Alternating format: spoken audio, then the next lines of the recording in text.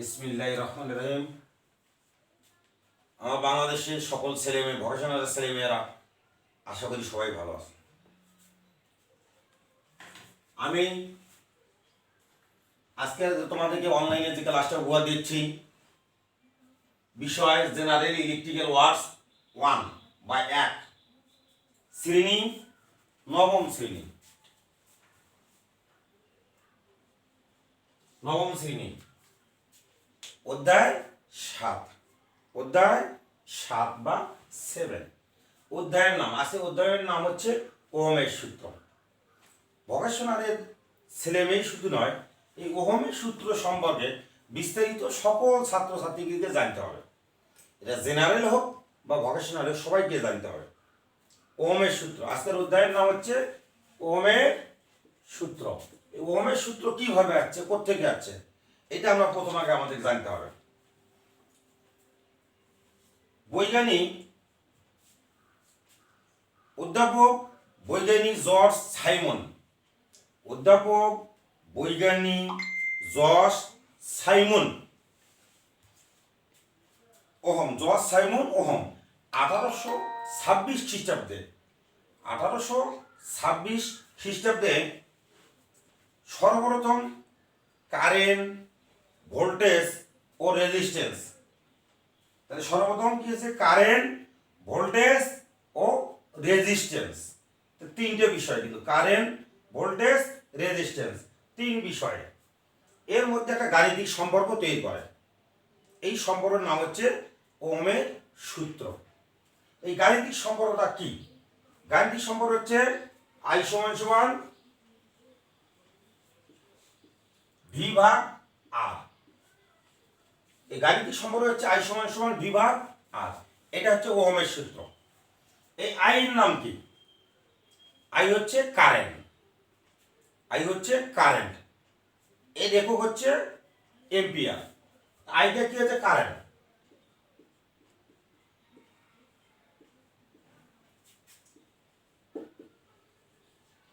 V হচ্ছে voltage,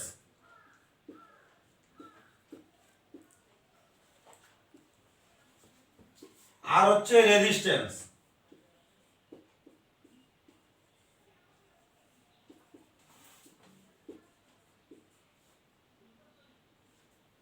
তাহলে এখানে তিনটে জিনিস, আই হচ্ছে কারেন্ট, ভি হচ্ছে ভোল্টেজ, আর হচ্ছে রেজিস্ট্যান্স।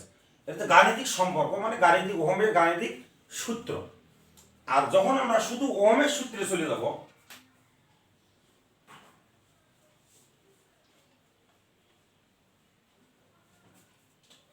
ওহমের সূত্র,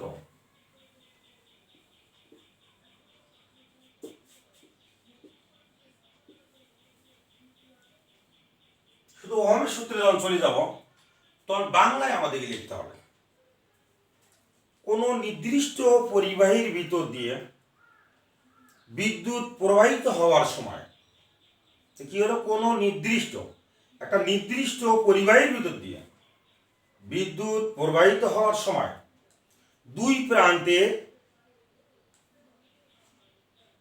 বিদ্যুৎ প্রবাহিত হওয়ার সময় দুই প্রান্তের বিভব, দুই প্রান্তের বিভব সমানুপাতিক, দুই প্রান্তের বিভব সমানুপাতিক, এবং রেজিস্ট্যান্স বা রোধ, রেজিস্ট্যান্সের নাম কি, রেজিস্ট্যান্স বা রোধ উল্টানুপাতিক বা ব্যস্তানুপাতিক। তবে অবশ্যই অনেক বইয়ে দেখে এই রেজিস্ট্যান্সের কথাটা কাটাইছে, হয়তো বা পেরেসে ওঠেনি। তাহলে ওখানে রেজিস্ট্যান্স বা রোধ উল্টানুপাতিক বা ব্যস্তানুপাতিক।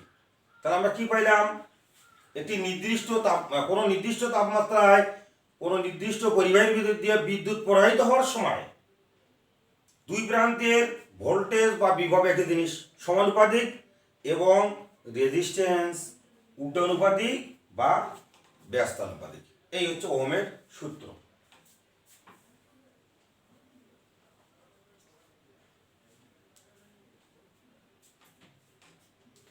এখানে কারেন্ট, ভোল্টেজ এবং রেজিস্ট্যান্সের মধ্যে সম্পর্ক, এটা অবশ্যই আমাদেরকে জানতে হবে। কারণ হচ্ছে I, ভোল্টেজ এবং রেজিস্ট্যান্স, এই তিনটের মধ্যে সম্পর্ক, কারেন্ট, ভোল্টেজ এবং রেজিস্ট্যান্স, এই তিনটের মধ্যে অবশ্যই সম্পর্ক আমাদেরকে জানতে হবে। এখানে সম্পর্ক হচ্ছে যদি কোনো পরিবাহী 1 ওহম, যদি কোনো পরিবাহী 1 ওহম মানে বাধা মাত্র 1 বাধা, তাহলে যদি কোনো পরিবাহী 1 ওহম রেজিস্ট্যান্সের মধ্যকার দিয়া, মানে 1 ওহম বাধা দিয়া বা রেজিস্ট্যান্সের মধ্যকার দিয়া 1 ভোল্টেজ, 1 ভোল্টেজ বলতে 1 ভোল্টেজ 1 ভোল্ট,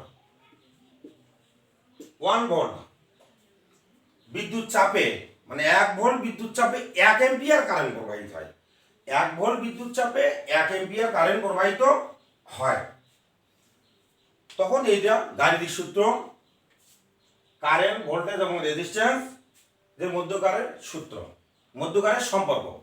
এই সম্পর্কটা কিভাবে আছে, তাহলে এখানে মূলত হচ্ছে I সমান সমান বিভাগ আর, তাহলে I সমান সমান বিভাগ আর, এটা 1 নং সমীকরণ দাও।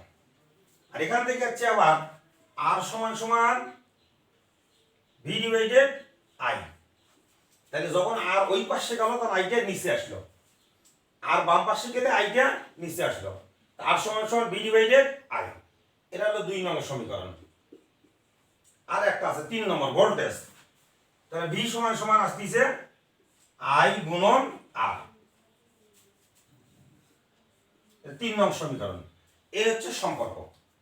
তাহলে ভোল্টেজের, তাহলে তিনটে সম্পর্কে আমরা পাচ্ছি মূল সূত্র আই সমান সমান ভি ভাগ আর সমান সমান ভি ডিভাইডেড আই, আর ভি সমান সমান আই গুণন আর।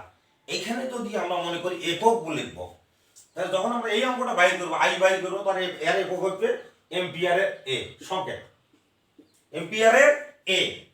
আর যখন আর এর বাইর করবো তখন ভি ডিভাইডেড আই, এর এককে আমরা হলো ওহম, আমরা জানি আর এর একক কি ওহম, এর আগে পদ্ধতিগুলো পড়ে যাচ্ছি, আর এর একক হচ্ছে ওহম, তাহলে ওহমের সংকেত ওহম, আর ভি সমান সমান আই গুণন আর।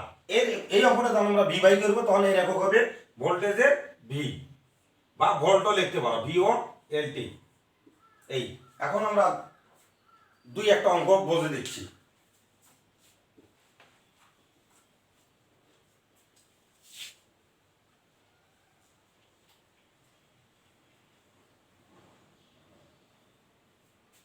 অঙ্ক করার আগে অবশ্যই আমরা ডান পাশে লিখবো দেওয়া আছে, মানে অঙ্কটাতে কি দেওয়া আছে, দেওয়া আছে।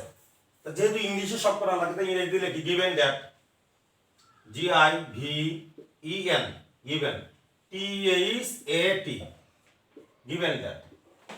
আর বাম পাশে লিখবো আমরা জানি ইংরেজিতে ওই নো, ওই নো, এন ও ডাব্লিউ। আমরা 1 নম্বর অঙ্ক কি আছে বইয়ে আমরা এটা এখন দেখবো, বইয়ে 1 নম্বর অঙ্কটা কি আছে এটা দেখে আমরা অঙ্কটা করব।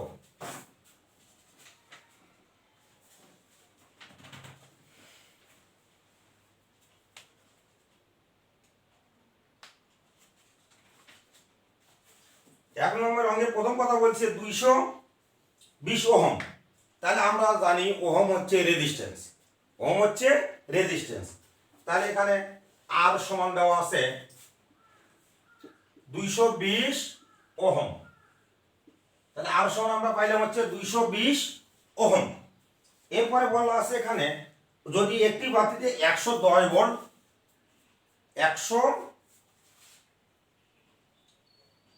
ভোল্টের সরবরাহের সাথে, তাহলে 110 ভোল্ট, তাহলে ভোল্ট কথা লেখা থাকলে কত হবে এখানে ভি ভোল্ট, তাহলে ভি সমান সমান 110 ভোল্ট হলে বাতিটি কি পরিমাণ কারেন্ট যাবে, কারেন্ট মানে আমরা জানি এম্পিয়ার অথবা আই, তাহলে আই সমান সমান হট, আই সমান সমান হট মানে কত, আই সমান সমান কত এটা বাই করতে হবে। তাহলে আই সমান সমান আমরা জানি আই সমান সমান বিভাগ আর, আই সমান সমান বিভাগ আর, তাহলে মান বসাই সরাসরি, আমরা ভির মান কত 110 আর আর এর মান আছে 220, তো সমান কত দাঁড়ায়, যদিও জানি হাফ দাঁড়াতে পারে, তারপরে আমরা চেষ্টা করব সবসময় ক্যালকুলেটর ব্যবহার করার জন্য, কারণ ভুল হতেই পারে, অথবা ভাগ করে প্রমাণ করার জন্য। তাহলে 110কে ভাগ দেবো 220 দিয়া, 110 ভাগ 220, তাহলে 0.5 এম্পিয়ার, 0.5 এম্পিয়ার, 0.5 এম্পিয়ার। তাহলে উত্তর আসতেছে 0.5 এম্পিয়ার। আর বইতে দেওয়া আছে উত্তর 0.2 এম্পিয়ার। আমি আশা করি ওইটা হয়তো বা কোনো পেশে ভুল হয়েছে, ওইটা তোমার কাটিয়ে 0.5 এম্পিয়ার করে নিবা। আশা করা যায় অঙ্কটা বোঝা গেছে। এখন আমি প্রয়োজনে আরেকবার বলে দিই। এখানে বলা আছে 220 ওহম, তাহলে আর সমান সমান 220 ওহম, এবং ভোল্টেজ দেওয়া আছে 110 ভোল্ট, তাহলে ভি সমান সমান 110 ভোল্ট। কত এম্পিয়ার কারেন্ট প্রবাহিত হবে? আই সমান সমান হট, আমরা জানি আই সমান সমান ভি ভাগ আর। ভির মান কত এখানে দেওয়া আছে? 110, আর এর মান দেওয়া আছে 220। তাহলে আমরা ক্যালকুলেটর ব্যবহার করে ভাগ করে পেলাম 0.5 এম্পিয়ার। আমি আশা করি সবাই অঙ্কটা বুঝতে পারছো। আশা করি সবাই এই অঙ্কটা চেষ্টা করবে, যদি ভালো লাগে তাহলে চেষ্টা করবে দিয়ে করার জন্য। আর একটা অঙ্ক আমি অন্তত বুঝে দিই।